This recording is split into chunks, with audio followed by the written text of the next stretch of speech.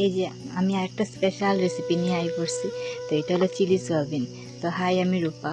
তো যারা মাংস খাও না তারা লাগে এই রেসিপিটা বিশেষ করে, আর যারা খাও তারা লাগেও ঠিক আছে, এটা সবই খাইতে পারে, কিন্তু এটার টেস্টটা পুরো মাংসের মতো আমার খাইয়া মনে হয়েছে এমনই, তাই করে সবার সাথে শেয়ার করি।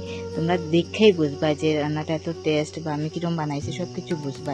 তো তোমরা জানাইও কীরকম হয়েছে। আমি কদিন আগে একটা সোয়াবিনের রেসিপি শেয়ার করছিলাম, তোমরা অনেকে লাইক করছো, মানে অনেক ভালো পাইছে, সবাইকে থ্যাংক ইউ কমেন্ট করার লেগে। আর যারা জানতে চাও তারা আমার পার্সোনাল মেসেজ করিও, এরকম সবটা দেওয়া সম্ভব হয় না। তো তারপর যারা বুঝছো তো তারা বুঝছোই। আর এটা মানে বেকালা মানে টেস্ট খাইতে, এটা খাইয়াই বুঝবে তোমরা। আর অনেক টাইম লাগে না, মোটামুটি টাইমের মধ্যে হয়ে যায়।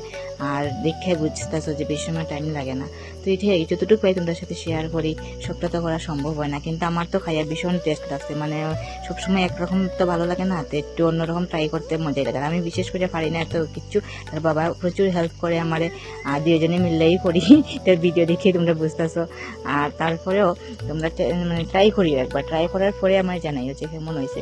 অনেক সেরা। তো আজকের লেগে থ্যাংক ইউ, টাটা।